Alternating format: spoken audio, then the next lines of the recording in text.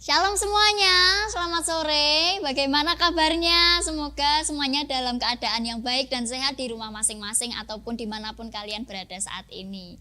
Jumpa lagi dengan saya Deana. Kita lama sekali tidak bertemu dengan satu sama lain secara tatap muka ya. Kita masih online, tapi tidak apa-apa teman-teman, kita tetap bersyukur dengan apapun keadaan kita saat ini, karena segala sesuatu yang kita terima saat ini adalah anugerah dari Tuhan saja. Mari kita bersama-sama mengawali persekutuan kita pada sore hari ini. Kita akan siapkan hati kita akan bersama-sama angkat pujian kita dengan memujikan besar anugerah-Mu.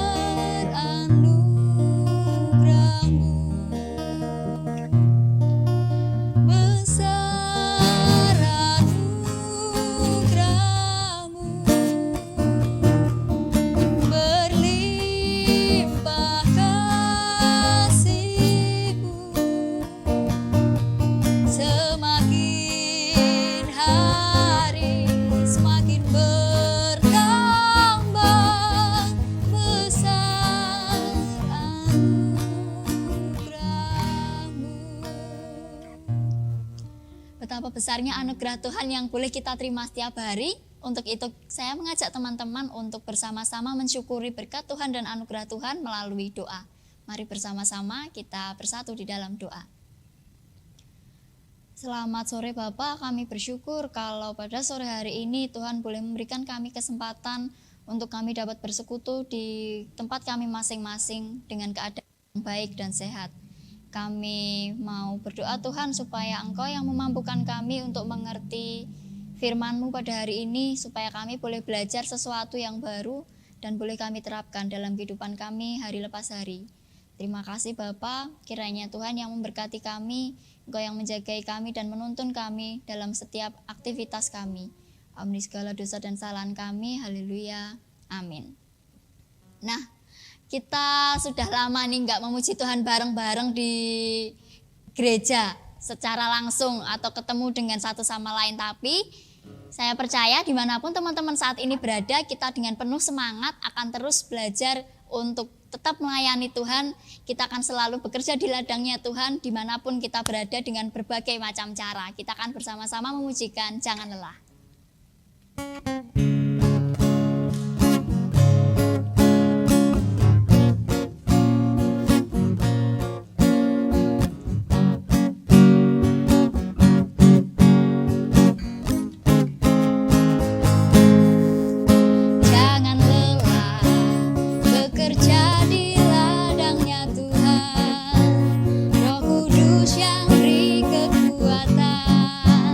Yang mengajar dan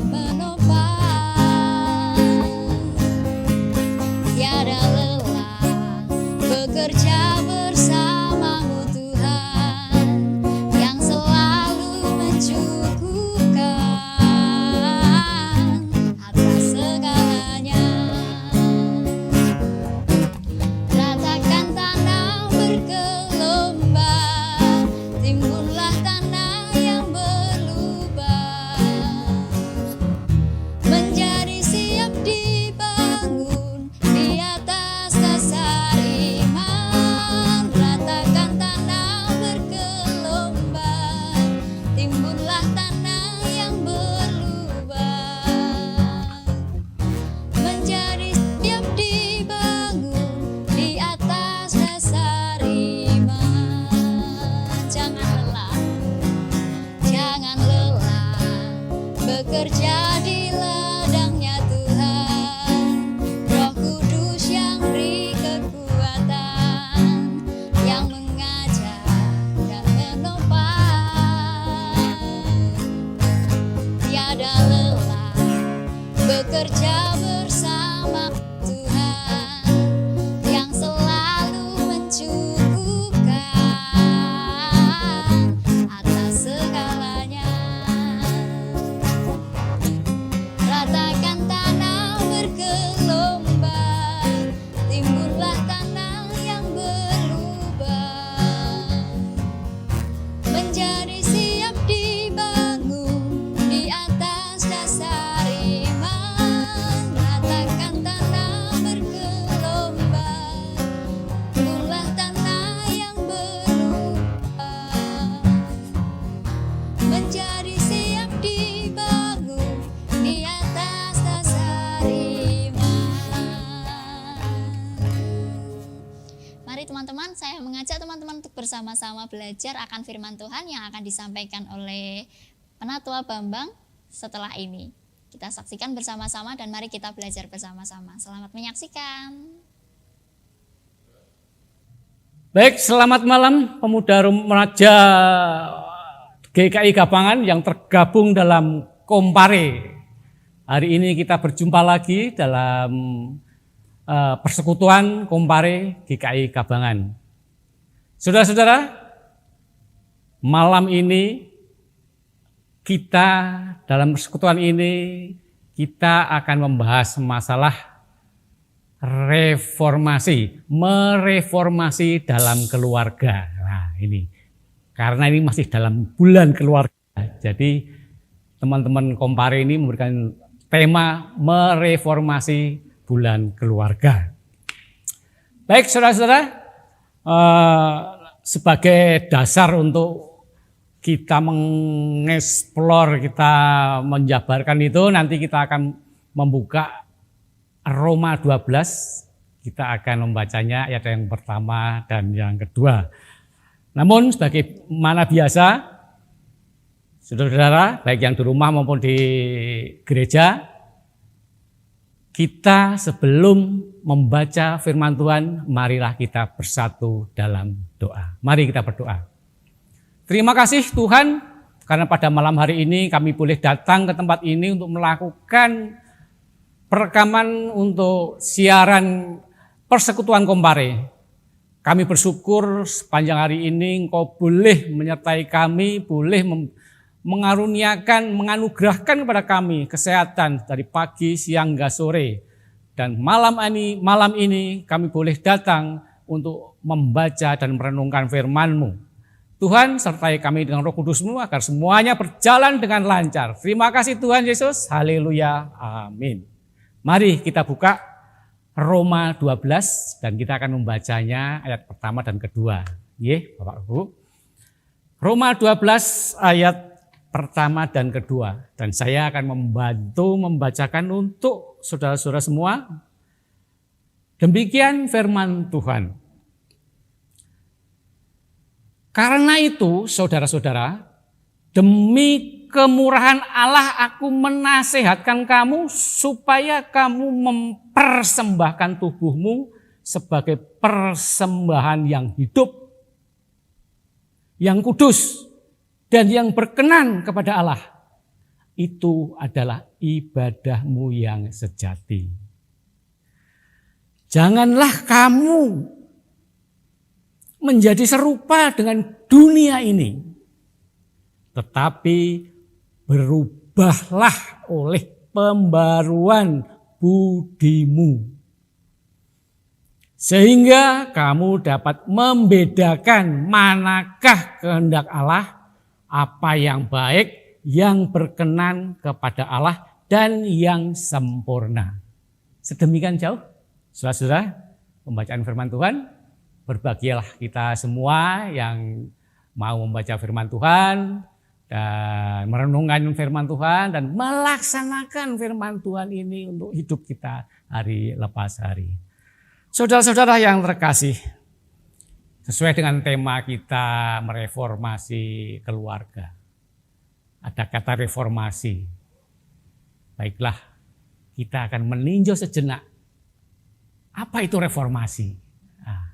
Reformasi. Reformasi dari kata dasar formasi. Mendapat prefix atau awalan re. Kalau re itu adalah artinya kembali, formasi bentuk. Tapi kalau saya buka Kamus Besar Bahasa Indonesia, artinya adalah melakukan perubahan secara drastis untuk mencapai perubahan yang baik. Itu kalau kita membaca dalam Kamus Besar Bahasa Indonesia. Jadi seperti itu. Nah, terus kebetulan besok ini adalah tanggal 31 Oktober 2021. Dan kita kalau flashback ke belakang, kita mengingat seorang reformis di bidang reformis yang memunculkan paham Protestantisme, yaitu siapa? Martin Luther. Martin Luther pada tanggal 31 Oktober tahun 1517 yang lalu. Jadi kira-kira sudah sekitar 504 tahun yang lalu. Beliau ini adalah seorang warga negara Jerman, tapi seorang juga sebagai imam dalam gereja Katolik pada waktu itu. Dia seorang profesor teologi. Dan pada waktu itu, karena di tubuh gereja Katolik pada waktu itu yang dipimpin oleh Paus Leo yang ke-10, pada waktu itu gereja mengadakan atau ada inisiatif untuk mencari dana untuk pembangunan sebuah gereja. Nah, makanya ide itu dimunculkan sehingga idenya itu diwujudkan dalam menjual surat penebusan dosa, pengampunan dosa. Nah, disinilah mulai muncul ketidaksepakatan si saudara Martin Luther ini. Dia katakan bahwa penebusan dosa tidak bisa dilakukan dengan penjualan surat penebusan dosa, tapi hanya Tuhan yang mampu melakukan penebusan dosa. Itu Martin Luther. Bahkan Martin Luther dengan idenya itu dia sempat membuat tesis. Kurang lebih 95 tesis itu disebarkan ke seluruh gereja-gereja pada waktu itu.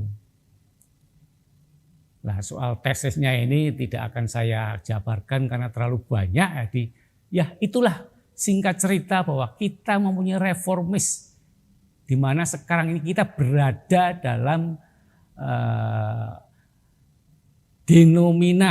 denominasi dalam ada dalam gereja Protestan itu akibat Martin Luther.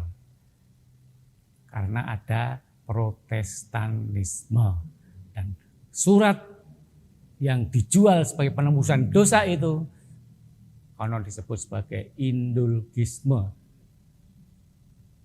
Begitu, saudara-saudara, itu hanya sekedar menambah wawasan bagi kita sebagai muda remaja harus tahu kenapa kita ada Kristen Protestan, ada Kristen Katolik. Tidak ada salahnya kalau kita tahu tentang wawasan itu. Tapi saat ini kita bukan taraf atau kapasitas atau saatnya mau membahas Martin Luther. Tapi kita akan membahas tema kita, yaitu tema mereformasi keluarga. Nah, soal reformasi sudah saya sampaikan tadi. Tapi dalam menjelaskan ini saya akan memberikan suatu ilustrasi. Ilustrasi dalam bentuk suatu cerita. Saya akan bercerita untuk bisa kita memahami apa yang harus kita lakukan. Ceritanya begini. Suatu hari, nah ini cerita fiksi ya, cerita tidak dalam cerita yang sebenarnya. Suatu hari, di pagi hari, di mana embun pagi masih ada sinar matahari masih semelengetnya itu, maka di situ ada beberapa kupu-kupu yang sedang terbang di atas bunga-bunga. Mereka terbang hinggap di satu bunga yang satu, pindah satu bunga yang lain. Ya, kemudian terbang ke sana ke sini, mereka mencari nektar bunga itu sebagai makanannya. Walaupun kupu-kupu itu makanannya tidak hanya nektar, bisa daun, bisa kotoran juga gitu. Tapi pada umumnya adalah nektar. Dan kupu-kupu juga bisa membantu kita dalam penyerbukan. Khususnya sangat menguntungkan bagi kita sebagai orang petani. Dan pada saat itu, pada saat kupu-kupu itu dewasa itu terbang dan mengitari kembang-kembang, hinggap di sana, hinggap ini, ada satu kupu-kupu yang dia itu hanya diam, mencelok diam di dedaunan, tidak mau berbuat apa-apa. Dia diam saja. Dia tidak mau terbang ke sana, terbang sini. Padahal teman-temannya, sebayanya ini sudah terbang ke sana ke sini untuk mencari nektar makanan. Tapi ada satu kupu-kupu ini yang tidak mau kemana-mana. Dia hanya asik hinggap di situ. Karena depannya mungkin sudah ada makanan atau bagaimana. Seperti itu. Nah, kupu-kupu yang sedang terbang ini, kupu-kupu junior, dia bertanya kepada kupu-kupu yang senior. Mungkin bahasanya antara kakak dan adik begitu ya. Nah, kupu-kupu junior ini bertanya kepada yang senior, kakak, kenapa itu kupu-kupu itu dia kok diam saja? Setiap hari hanya diam hinggap di satu pohon dan dia tidak mau mengepakkan sayapnya. Dia tidak mau mencari nektar, mencari makanan. Tapi dia hanya diam. Setiap kita terbang ke sana kemari mencari makanan, mencari nektar, dia hanya duduk diam. Terus kupu-kupu senior ini yang kita panggil kakak tadi itu, dia menjawab, adek, wah ini kalau logat Papua begitu, adek, adek, kakak, adek, itu menjawab, adek, kasih tinggal sudah. Nah ini orang, kebetulan kupu-kupunya orang Papua ini, adek, kasih tinggal sudah. Karena dia itu kupu-kupu yang pamalas. Dia malas kemana-mana karena dia merasa ada makanan di depannya. Dia sudah terlalu asik dengan kehidupan lamanya. Dia sudah terlalu nyaman dengan posisinya karena di kanan kirinya sudah ada itu makanan, nektar dan sebagainya. Nah, ini kupu-kupu ini yang diam saja ini, yaitu hanya duduk diam. Terus si kupu-kupu junior tadi tanya, terus bagaimana itu kok dia masih diam itu? Sebabnya apa? Itu sudah karena dia sudah merasa nyaman dengan zona nyamannya. Dia tidak merasakan, tidak menyadari bahwa dia itu sudah berubah dari dulu sebagai telur berubah menjadi entung atau ulat, dan berubah lagi menjadi kepompong, berubah lagi menjadi kepupu remaja muda, berubah lagi menjadi kepupu dewasa. Merasa dia bahwa dia masih asik dengan kondisi seperti itu. Karena pada saat sebagai entung, sebagai kepompong, dia makan ada di situ, disediakan situ, nggak perlu mencari kemana-mana, semuanya sudah tersedia. Terus kupu-kupu yang remaja tadi tanya lagi, kakak, terus bagaimana itu kalau umpamanya nanti suatu saat ada sesuatu? Ini logat Papua juga, kasih tinggal sudah. Dia mau apakah, karena dia maunya seperti itu, berarti dia tidak mau menerima perubahan dirinya. Dia mau seperti itu, ya ujung-ujungnya akan merugikan dia sendiri. Karena apa? Karena dia tidak mau memanfaatkan kekuatannya seperti kita. Dia tidak mau menikmati atau melaksanakan apa yang diberikan oleh Tuhan atas anugerahnya. Dia sudah diberi kekuatan, kemampuan untuk terbang, tapi tidak diberikan. Hal-hal itu tidak diambil oleh kupu-kupu tadi. Biarlah mereka seperti itu. Lah, itulah sekilas cerita pendek, ilustrasi bagi kita, terutama anak-anak muda, remaja. Lalu kemudian apa filosofi yang dapat kita ambil dari cerita pendek itu? Saudara-saudara pemuda remaja yang terkasih dalam Tuhan kita Yesus Kristus, di sini ada dua karakter. Kalau karakter dari kita ambil kupu-kupu itu adalah karakter pertama. Karakter kupu-kupu yang tidak mau berubah. Dia sudah nyaman dalam posisi amannya. Itu karakter yang pertama, kupu-kupu yang malas tadi. Yang kedua, ada karakter kupu-kupu yang mampu memanfaatkan anugerah dari Tuhan, dari Allah. Dia kekuatannya dipakai untuk terbang ke sana kemari mencari nektar, mencari makanan dan sebagainya. Baik, saya akan membahas masalah yang pertama. Kupu-kupu yang malas tadi. Karakter yang pertama. Kalau bisa saya analogikan, saya umpamakan karakter daripada kupu-kupu yang malas itu adalah kita. Pemuda, remaja, mungkin termasuk semua juga, tidak hanya pemuda remaja. Semua orang-orang yang malas, yang tidak mau memanfaat karunia dari Tuhan.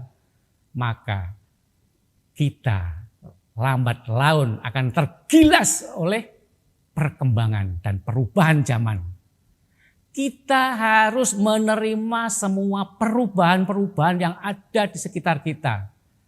Alam dan sekitar kita tidak mungkin kalau tidak terjadi perubahan. Semua lambat laun pasti akan terjadi perubahan. Saudara-saudara, adik-adik, pemuda remaja dari dulu mungkin masih bayi ya. Bayi kemudian berkembang menjadi remaja, kemudian berkembang menjadi pemuda, terus mungkin berkembang lagi menjadi orang tua seperti saya. Saya juga berkembang. Baik bayi, remaja, pemuda, dewasa. Kalau saya tidak mau menerima perubahan itu, dan saya terlalu asik dengan kehidupan orang tua saya ada fasilitas. Orang tua sudah menyediakan fasilitas yang ada, segala sesuatu yang sudah disediakan.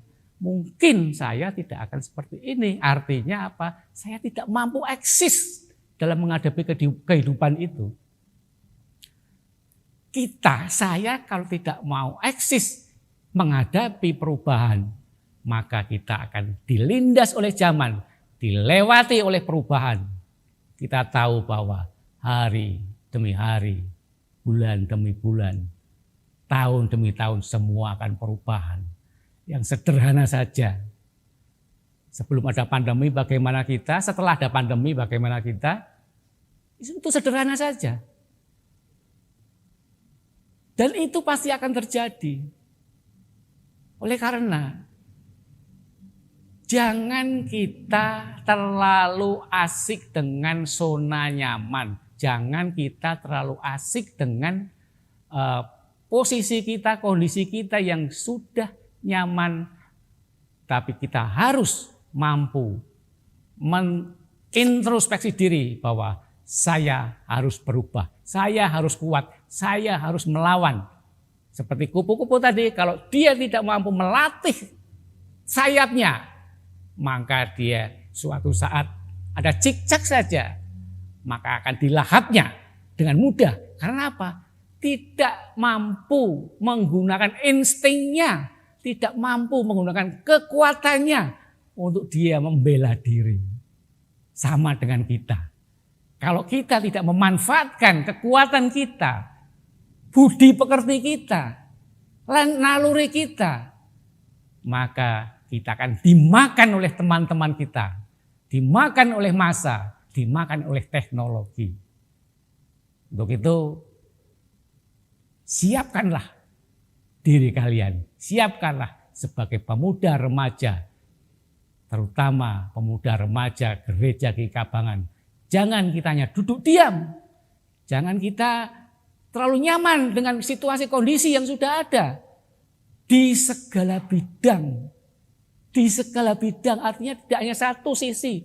Saya sudah nyaman dalam segi ekonomi di rumah, saya sudah.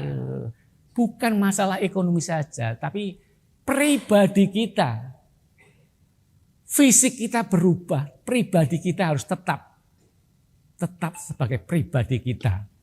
Untuk kita mempertahankan pribadi kita sebagai anak muda remaja GKI Kabangan yang selalu eksis dalam menghadapi suatu perubahan, termasuk perubahan-perubahan yang terjadi diri kita sendiri maupun perubahan dari luar. Kemudian yang kedua, karakter yang kedua, kupu-kupu yang mampu memanfaatkan anugerah Tuhan. Ya, karena apa? Dia sudah diberikan kekuatan untuk terbang. Adanya metamorfosis dari dari telur ulat entung kepompong kupu-kupu remaja dan kupu-kupu dewasa. Dia benar-benar manfaatkan dia. Kenapa dia manfaat? Karena terbukti dia mampu terbang dari bunga yang satu ke bunga yang lain. Dari nektar yang satu ke nektar yang lain. Pohon satu, pohon yang lain. Sehingga dia terlatih secara fisik.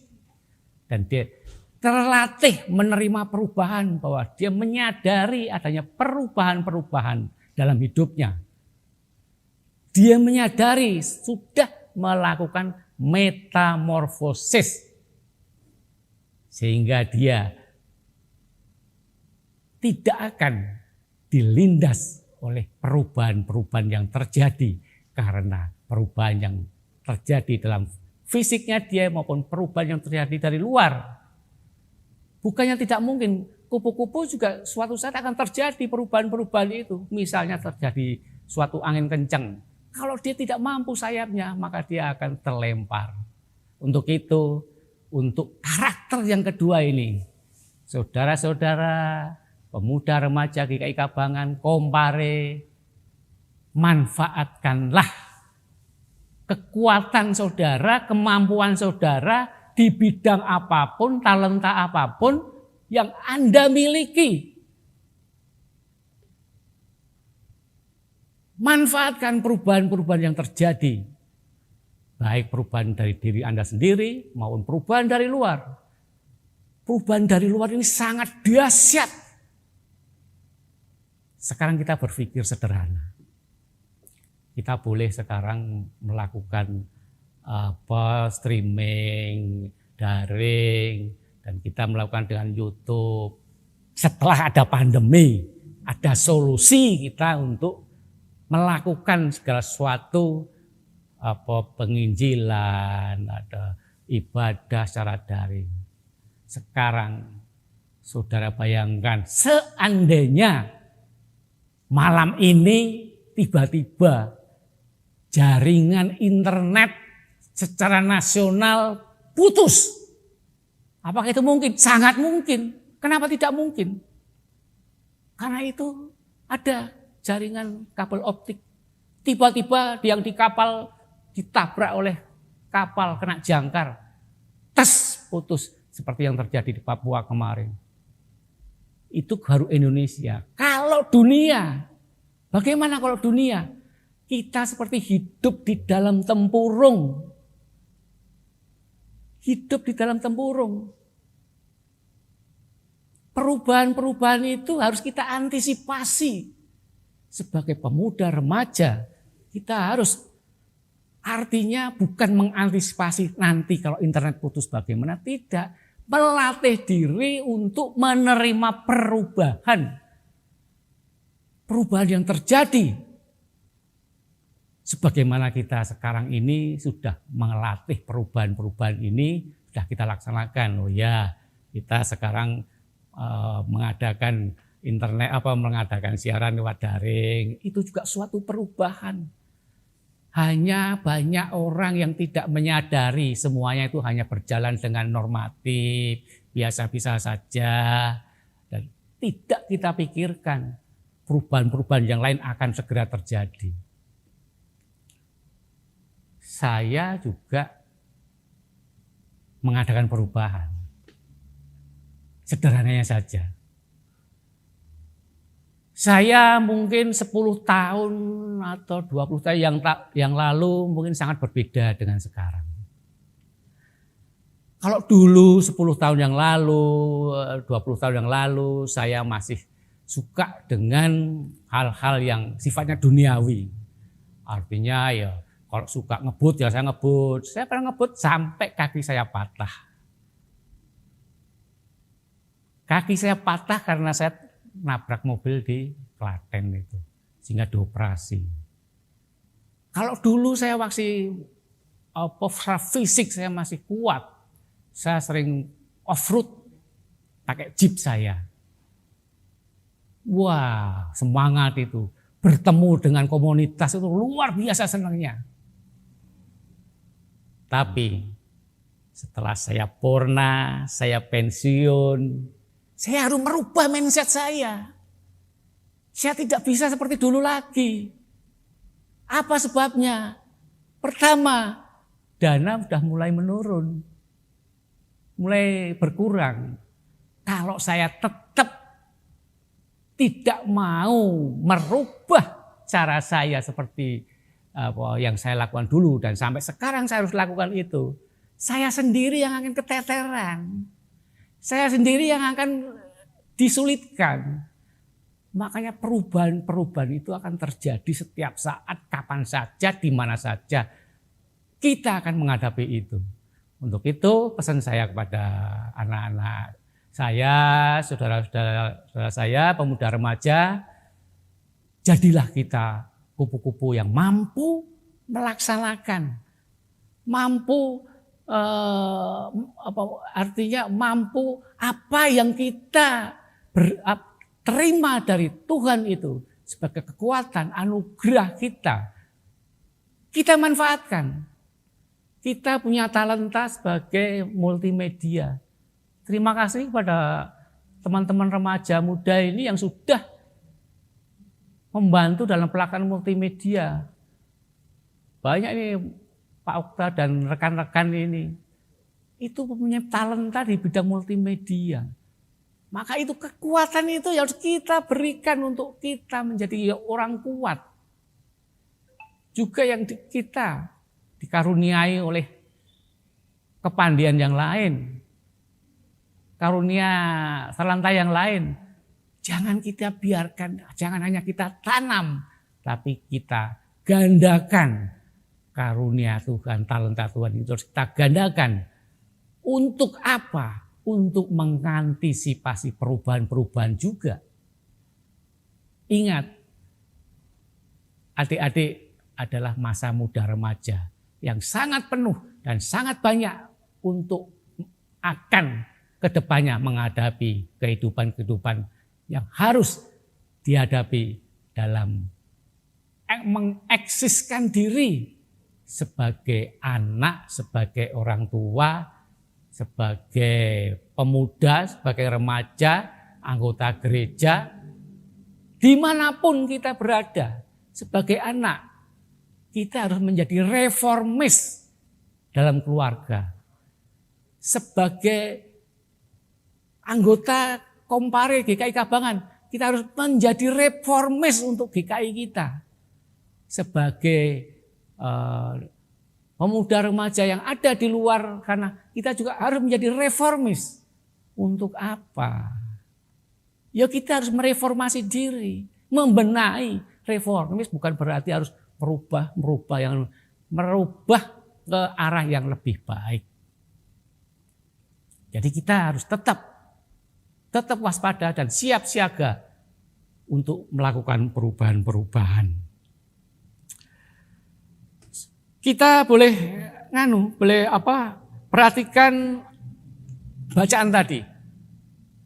Dalam Roma 12 ayat pertama yang kedua itu. Tapi saya tidak akan membacanya secara komplit, tapi ada hal-hal yang penting yang sangat memberikan kekuatan bagi kita. Yang pertama, persembahkanlah tubuhmu sebagai persembahan yang hidup, yang kudus dan yang berkenan kepada Allah. Dan janganlah kamu menjadi serupa dengan dunia ini, tetapi berubahlah oleh pembaruan budimu. Nah, lalu apa yang mau terperbuat? Saudara-saudara remaja, pemuda Kompare GKI Kabangan, saat ini kita introspeksi diri. Sudahkah saya menjadi reformis dalam keluarga saya?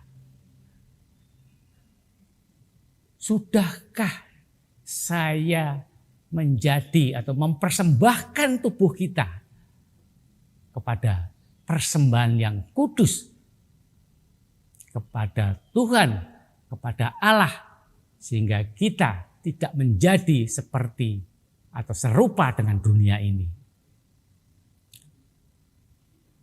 Untuk itu, mari kita mulai hari ini, saat ini semuanya belum terlambat. Kita menjadi reformis dalam keluarga kita masing-masing. Kita sebagai anak yang mempunyai kemampuan wawasan yang lebih luas dibanding orang tua, kita harus memberikan wawasan kita kepada orang tua, adik kita. Dan kita harus merubah cara hidup kita. Cara bagaimana kita berkeluarga. Sudahkah kita menjadi seorang reformis dalam keluarga kita? Sudahkah kita mempersembahkan tubuh kita sebagai persembahan yang hidup, yang kudus, dan yang berkenan kepada Allah? Dan sudahkah atau jangan sampai kita menjadi serupa dengan dunia ini, tapi berubahlah oleh pembaruan budimu seperti yang saya katakan tadi. Baik, untuk penutup saya berpesan kepada kita semua, mari di hari keluarga ini, di hari bulan keluarga ini, kita bersama-sama menjadi reformis dalam segala hal. Yang penting kita mereformasi dalam hal-hal yang baik untuk kita semua, untuk diri kita, untuk keluarga kita, untuk kelembagaan gereja kita, perkembangan gereja kita, dan semua itu tidak bermanfaat, pasti akan bermanfaat kalau kita siap memanfaatkan karunia Tuhan itu dalam mempersiapkan diri kita mengantisipasi perubahan-perubahan yang terjadi. Karena perubahan akan selalu terjadi sekarang, nanti, dan nanti juga. Demikian. Kiranya Tuhan memberkati kita semua. Mari kita tutup dengan doa. Terpujilah namamu ya Bapa, Bapa yang kami puji dan kami sembah melalui Tuhan dan Juru Selamat kami Yesus Kristus. Kami bersyukur karena persekutuan Kompare ini boleh berjalan dengan baik dan lancar dari awal, pertengahan hingga akhir. Kiranya Bapa yang kami pelajari, yang kami renungkan pada malam hari ini boleh menjadikan pengingat bagi kami, khususnya anak-anak muda, remaja GKI Kabangan, untuk selalu siap dalam menghadapi tantangan perubahan di masa kini dan nanti. Untuk itu, bekali kami dengan firman-Mu, agar kami tidak berlalu larut menjadi serupa dengan dunia ini. Akan tetapi, ajarkanlah kepada kami, agar kami mampu dan mau mempersembahkan tubuh kami menjadi persembahan yang kudus, persembahan yang berkenan kepada Allah. Terima kasih Tuhan. Haleluya. Amin. Sekian, saudara, pemuda remaja Kompare, kiranya Tuhan memberkati kita semua. Haleluya.